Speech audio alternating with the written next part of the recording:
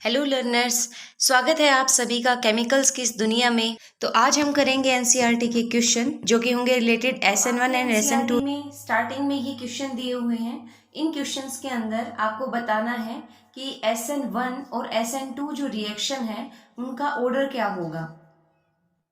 SN1 और SN2 find out करने के लिए आपको सबसे पहले ये पता होना चाहिए कि आपका कौन सा सेकेंडरी एल्काइल हैलाइड है, कौन सा प्राइमरी। क्योंकि हमें पता है जब भी आपकी SN1 रिएक्शन होगी तो आपका होगा टर्शरी सबसे ज्यादा reactive, secondary and then primary. और जब आपके पास SN2 रिएक्शन होगी उसका ऑर्डर होगा कि प्राइमरी एल्काइल हैलाइड सबसे ज्यादा रिएक्टिव, फिर सेकेंडरी एल्काइल हैलाइड एंड फिर टर्शरी एल्काइल हैलाइड। तो ये ऑर्डर हमें लर्न करना है, जो कि हमने प्रीवियस क्लासेस में देखा था कि कैसे ये ऑर्डर आया था। आपको क्वेश्चन करने से पहले एक बात और ध्यान रखनी पड़ेगी कि जब भी आपके पास SN1 रिएक्शन होगी उसमें आप कार्बोकटाइन की स्टेबिलिटी चेक करेंगे। SN1 के अंदर आप चेक करेंगे कार्बोकटाइन की स्टेबिलिटी, एंड SN2 जो रिएक्शन है उसके अंदर आप देखेंगे स्टीरिक हिंड्रेंस। जितनी ज्यादा स्टीरिक हिंड्रेंस होगी उतना ही कम रिएक्टिव आपका एल्काइल हैलाइड होगा। यानी मोर रिएक्टिव बनने के लिए आपके पास स्टीरिक हिंड्रेंस कैसी होनी चाहिए, कम होनी चाहिए। तो चलिए हमारे क्वेश्चन शुरू करते हैं हम। आपको क्या दिया हुआ है यहाँ पर, साइक्लोहेक्सेन एक रिंग है आपकी, यहाँ CH2 ग्रुप लगा हुआ है और उसके बाद क्या है Cl। तो फाइंड आउट करते हैं हम हमारा ये प्राइमरी एल्काइल हैलाइड है, सेकेंडरी है या फिर टर्शरी है। तो देखो जो कार्बन हेलोजन से अटैच्ड है, ये कार्बन एक कार्बन से अटैच्ड है, इट मीन्स ये कैसा एल्काइल हैलाइड हो गया हमारे पास, प्राइमरी। अब इसमें देखिए आपके पास ये कैसा एल्काइल हैलाइड हो गया आपके पास, जो कार्बन हेलोजन से अटैच्ड है वो कितने कार्बन से अटैच्ड है, 2 कार्बन से अटैच्ड है, इसलिए ये कैसा हैलाइड हो गया आपके पास, सेकेंडरी हैलाइड। तो प्राइमरी और सेकेंडरी आपके पास दिए हुए हैं, तो आप SN1 और SN2 का ऑर्डर लिखेंगे तो कैसे होगा। यदि आप लिखेंगे SN1 तो SN1 में आपको पता है सेकेंडरी मोर रिएक्टिव होता है देन प्राइमरी, तो SN1 का ऑर्डर इस तरीके से हो जाएगा। जबकि आप SN2 का ऑर्डर लिखेंगे तो आपको पता है primary alkyl halide more reactive होगा देन सेकेंडरी से। आई होप आपको ये क्वेश्चन समझ आया है। अब ये जो सेकेंड क्वेश्चन दिया हुआ है इसमें देखो दोनों सेम ही तरीके के आपके पास कंपाउंड है, एल्काइल हैलाइड है, बट डिफरेंस आपका क्या है, सिर्फ जो हेलोजन अटैच्ड है वो। आपसे ये पूछा जाए कि ये किस टाइप का एल्काइल हैलाइड है, तो देखो कार्बन जिस हेलोजन से अटैच्ड है, ये वाला कार्बन एक कार्बन से अटैच्ड है, इट मीन्स ये कैसा एल्काइल हैलाइड हो गया आपके पास, प्राइमरी। सेम इसी तरीके से ये वाला जो कार्बन है ये हेलोजन क्लोरीन से अटैच्ड है, ये कार्बन कितने कार्बन से अटैच्ड है, एक कार्बन से, तो ये भी कैसा हेलोजन हो गया, कैसा एल्काइल हैलाइड हो गया आपके पास, प्राइमरी। तो अब इन दोनों में से हमें चेक करना है किसकी रिएक्टिविटी सबसे ज्यादा है। तो हमारा जो रूल था, जिस तरीके से हम सेकेंडरी और प्राइमरी से कर रहे थे, वो रूल हमारा यहाँ फॉलो नहीं होगा। बट यहाँ पर देखो आपके हेलोजन्स हैं वो डिफरेंट डिफरेंट अटैच्ड हैं। तो आपने SN1 और SN2 में देखा था कि जो बॉन्ड होगा कार्बन और हेलोजन का, वो बॉन्ड क्या हो रहा था, क्लीवेज। दोनों बॉन्ड का क्या हो रहा था, बॉन्ड ब्रेक हो रहा था। तो जो जितना जल्दी बॉन्ड ब्रेक होगा, इट मीन्स बॉन्ड ब्रेक होने के बाद ये स्पीसीज बनेगी जो वो इजिली रिएक्ट कर पाएगी। तो इसमें क्या होगा, आपको पता है यहाँ पर आपके पास कार्बन एटम है और यहाँ क्या है, आयोडीन। अब कार्बन का साइज स्मॉल है और आयोडीन का साइज लार्ज है। इसमें कार्बन का साइज और क्लोरीन के साइज में जो डिफरेंस है वो बहुत कम है, बट यहाँ पर कार्बन और आयोडीन के साइज में ज्यादा डिफरेंस है। ज्यादा डिफरेंस होने की वजह से जो ओवरलैपिंग होगी ऑर्बिटल्स की वो अच्छी नहीं होगी, जिसकी वजह से जो बॉन्ड होगा वो वीक बनेगा, और वीक बॉन्ड फॉर्मेशन की वजह से जो आपका बॉन्ड है वो इजिली क्लीवेज हो जाएगा। और बॉन्ड यदि बॉन्ड की क्लीवेज हो गई तो आयोडीन बाहर निकल जाएगा, आयोडीन यहाँ से इजिली बाहर निकल जाएगा। और आयोडीन आपका क्या है, एक लीविंग ग्रुप, क्या बनेगा, लीविंग ग्रुप। इट मीन्स हमने यहाँ से ये कंक्लूजन निकाला कि जो जितना अच्छा लिविंग ग्रुप होगा, जो जितना अच्छा लिविंग ग्रुप होगा, रिएक्शन उतनी ही फास्ट हो जाएगी। जो जितना अच्छा लिविंग ग्रुप, रिएक्शन उतनी ही फास्ट हो जाएगी। अब यहाँ पे क्योंकि Cl नेगेटिव जो है एक अच्छा लिविंग ग्रुप नहीं है, क्योंकि यहाँ पे बॉन्ड क्लीवेज इजिली पॉसिबल नहीं हो पाएगी, और इसलिए आपका Cl नेगेटिव एक गुड लिविंग ग्रुप नहीं बनेगा। इसलिए रिएक्शन का जो रेट होगा वो क्लोरीन वाले केस में स्लो होगा, और आयोडीन वाले केस में जो आपकी रिएक्शन का रेट होगा वो फास्ट हो जाएगा। नेक्स्ट क्वेश्चन देखिए क्या है। नेक्स्ट क्वेश्चन में आपको बताना है कि आपके पास है 4 आइसोमेरिक ब्रोमोब्यूटेन। 4 आइसोमेरिक ब्रोमोब्यूटेन लिखने के बाद आपको उनका SN1 और SN2 का ऑर्डर बताना है। तो आपको पता है आइसोमेरिक ब्यूटेन के ब्रोमोब्यूटेन लिखने के लिए आपको क्या पता होना चाहिए, आइसोमर के बारे में। आइसोमर क्या होते हैं? आइसोमर वो कंपाउंड्स होते हैं जिनका मोलिकुलर फॉर्मूला सेम है, जिनका मोलिकुलर फॉर्मूला सेम हो बट जब स्ट्रक्चर हो उनका डिफरेंट हो तो आप उनको क्या कहेंगे कि वो क्या है, एक दूसरे के आइसोमर। आप हम आइसोमर लिखना स्टार्ट करते हैं। आपको ब्रोमोब्यूटेन लिखना है। ब्यूटेन इट मीन्स ब्यूट जो वर्ड यूज होता है वो 4 कार्बन के लिए यूज होता है। तो आप क्या लिखेंगे, 4 कार्बन, 1 2 3 4, 4 कार्बन है और 4 कार्बन पे आपको ब्रोमीन अटैच करना है किसी भी एक कार्बन पर। अब आप कार्बन की वैलेंसी कंप्लीट कर दीजिए। कार्बन कितने बॉन्ड बनाता है, 4 बॉन्ड। तो देखिए 3 हाइड्रोजन 1 बॉन्ड 4, CH2Br। एक जो स्ट्रक्चर है आपका वो ये बन गया है ब्रोमोब्यूटेन का। फिर नेक्स्ट जो स्ट्रक्चर है वो आप कैसे बना सकते हैं। अब हमने इस वाले कार्बन पर ब्रोमीन लिखा है, अब हम लिख सकते हैं अगले वाले कार्बन पर ब्रोमीन। तो लिखिए CH3CH2, इस कार्बन पर हमने ब्रोमीन लिखा और हमने लिखा नेक्स्ट वाले कार्बन पर CH3।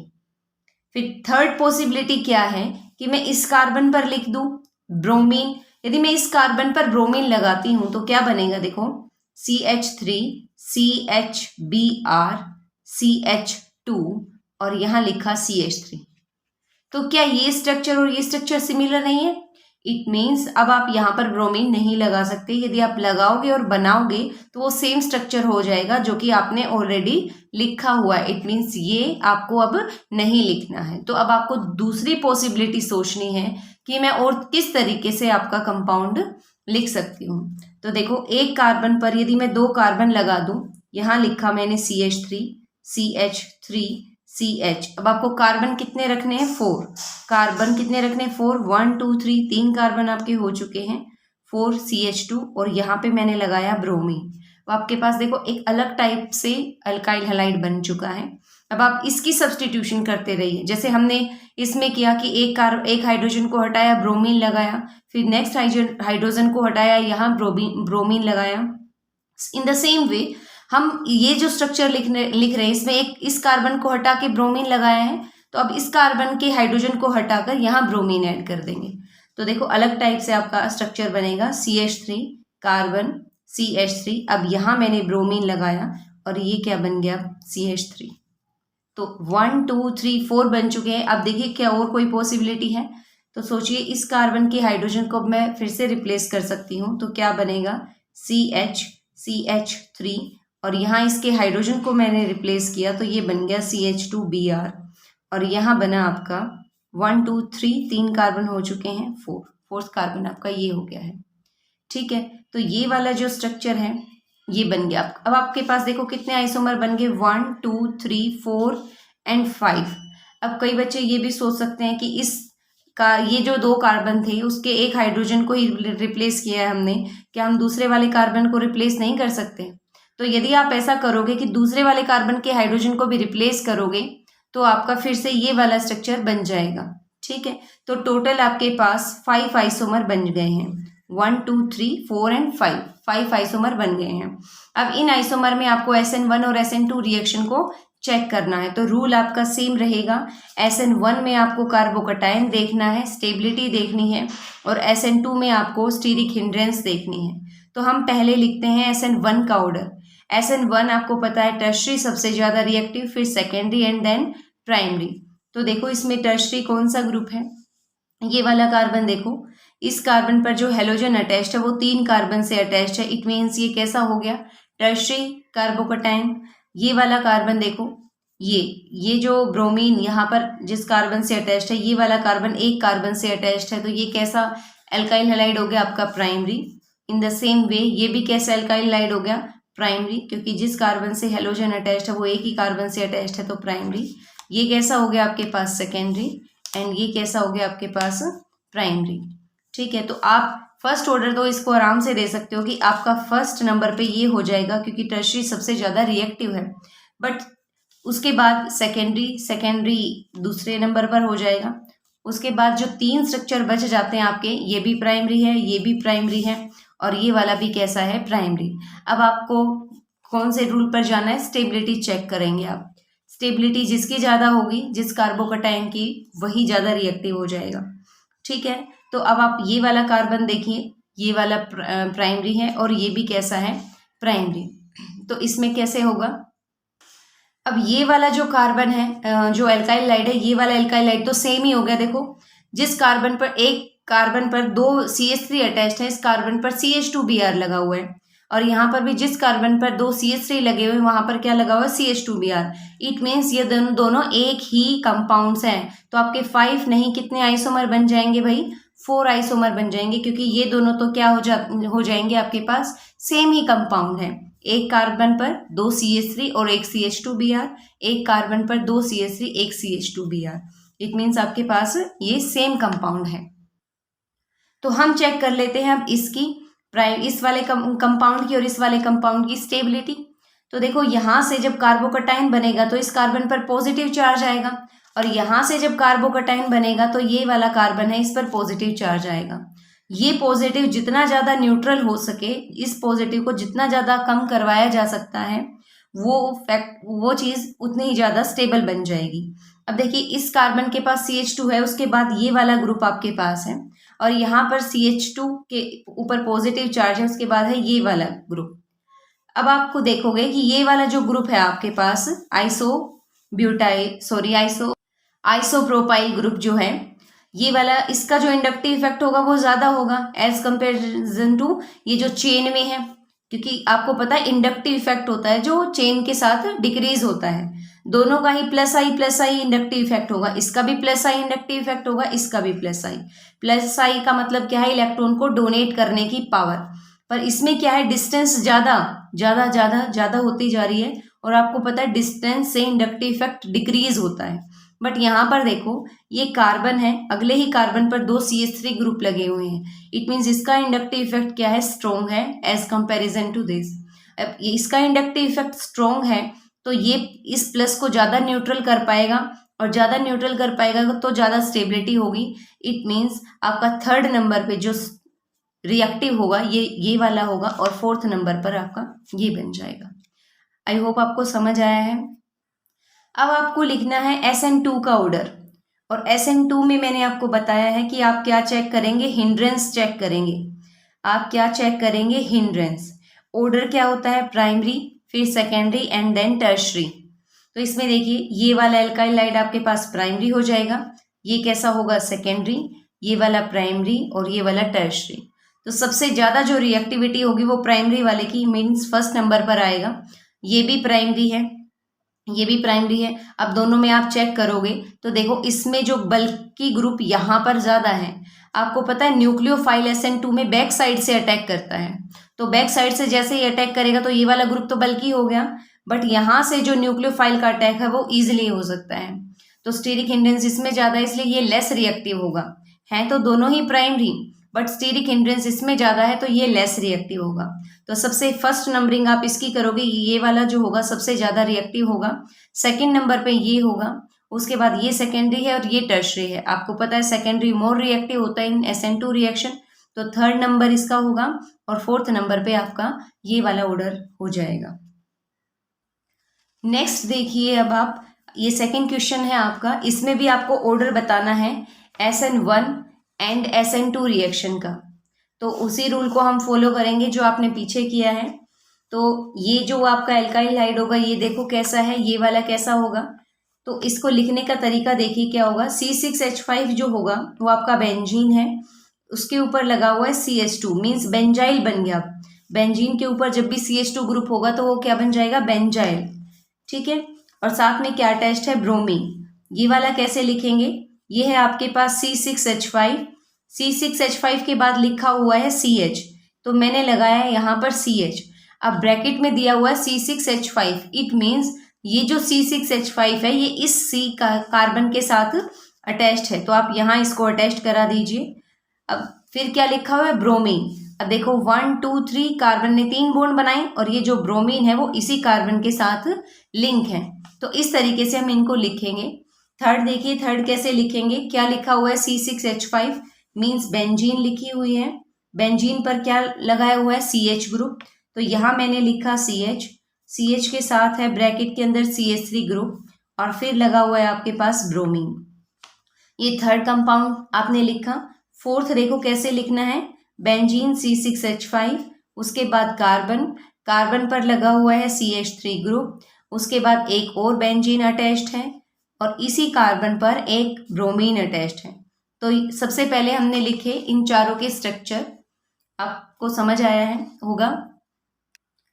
तो सबसे पहले हम इसमें लिखेंगे SN1। SN1 का ऑर्डर क्या होता है, टर्शरी, सेकेंडरी एंड प्राइमरी। तो आप फाइंड आउट करिए इसमें कौन टर्शरी है कौन सेकेंडरी। ये वाला जो कार्बन है वो 3, जो कार्बन हेलोजन से अटैच्ड है वो 3 कार्बन से अटैच्ड है, इट मीन्स ये कैसा हो गया, प्राइमरी। ये वाला कार्बन जो कि 2 कार्बन से अटैच्ड है ये कैसा हो जाएगा आपके पास, सेकेंडरी। ये कार्बन जो हेलोजन से अटैच्ड है वो 2 कार्बन से अटैच्ड है तो ये भी सेकेंडरी। अब ये कार्बन जो हेलोजन से अटैच्ड है वो एक ही कार्बन से अटैच्ड है, यहाँ एक ही कार्बन है, बॉन्ड देखो इसका एक ही है तो कैसा हो गया, ये प्राइमरी।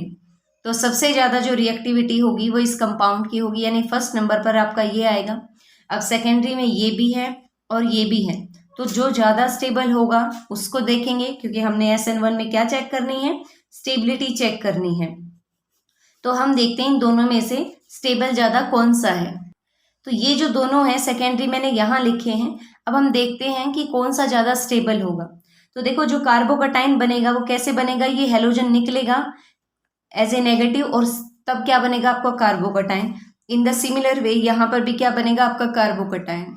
तो यहाँ पे जो स्टेबलाइज करेगा इस पॉजिटिव चार्ज को वो तो है आपके पास एक CH3 ग्रुप और एक है बेंजीन रिंग। और बेंजीन रिंग में आपकी क्या हो सकती है, रेजोनेंस। बेंजीन रिंग क्या करा सकती है आपकी, रेजोनेंस। देखो रेजोनेंस कैसे होगी, यहाँ पर पॉजिटिव चार्ज है, अब ये -R इफेक्ट हो जाएगा, रेजोनेंस इफेक्ट। ये इस चार्ज को क्या करेगा,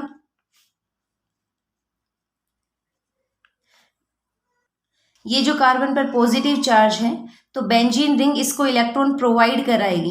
बेंजीन रिंग जैसे इसको इलेक्ट्रॉन प्रोवाइड कराएगी तो ये जो पॉजिटिव चार्ज है ये बहुत ही ज़्यादा डिक्रीज हो जाएगा, और डिक्रीज हो गया तो क्या बन जाएगा आपका, स्टेबल।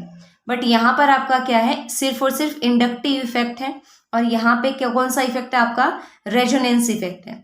आपको पता है रेजोनेंस इफेक्ट मोर स्ट्रॉन्ग होता है एज कंपेरिजन टू आई। यहाँ पे आपका एक R है एक I है, और यहाँ पर आपके दोनों ही क्या है, रेजोनेंस इफेक्ट, दोनों ही आपके क्या है, रेजोनेंस इफेक्ट। तो रेजोनेंस इफेक्ट ज़्यादा स्ट्रॉन्ग होता है, ज़्यादा स्टेबलाइज कर पाएगा एज कंपेरिजन टू +I।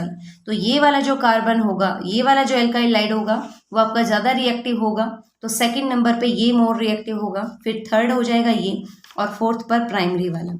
तो ये हमने ऑर्डर लिखा SN1 का। अब हम सेम इसी तरीके से हम ऑर्डर लिखेंगे SN2 का। तो जो SN2 का ऑर्डर होता है वो क्या होता है, primary and then secondary and then tertiary. तो देखो अब हमें ऑर्डर जो है वो चेक करना है SN2 का।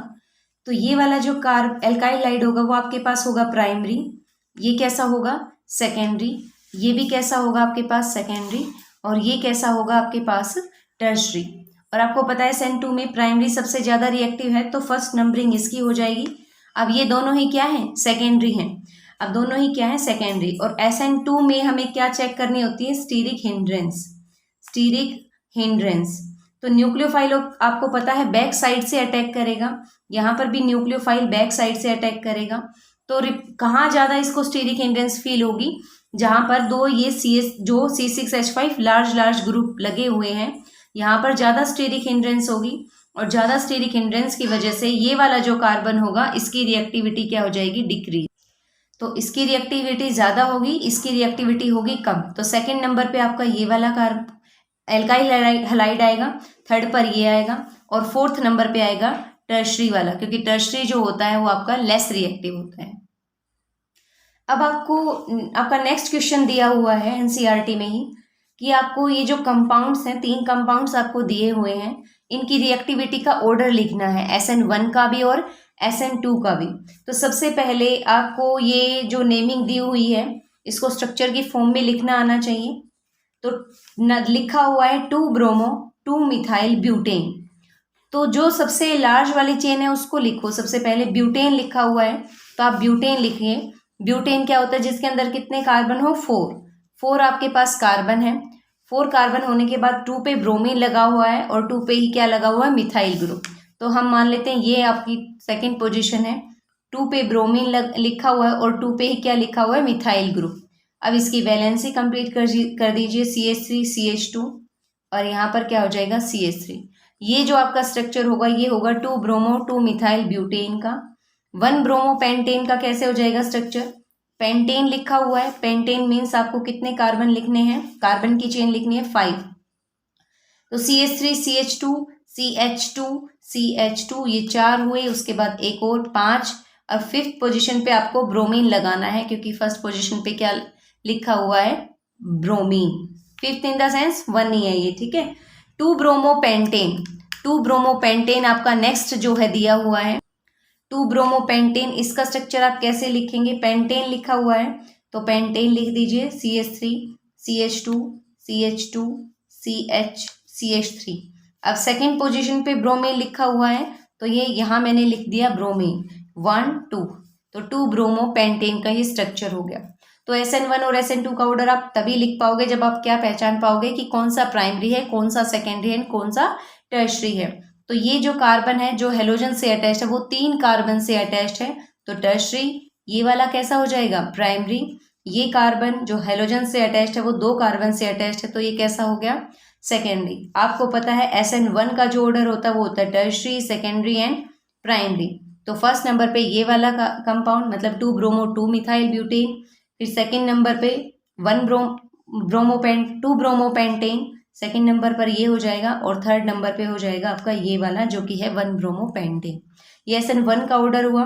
SN2 का कैसे लिखेंगे? क्या होता है? Primary, secondary and tertiary. तो प्राइमरी कौन सा है आपका? ये वाला जो कि है 1 ब्रोमो पेंटेन। सेकेंडरी कौन सा है? ये वाला जो कि है 2 ब्रोमो पेंटेन, यानी सेकेंड नंबर पे ये हो जाएगा। और थर्ड नंबर पे हो जाएगा टर्शरी वाला जो कि है 2 ब्रोमो 2 मिथाइल ब्यूटेन।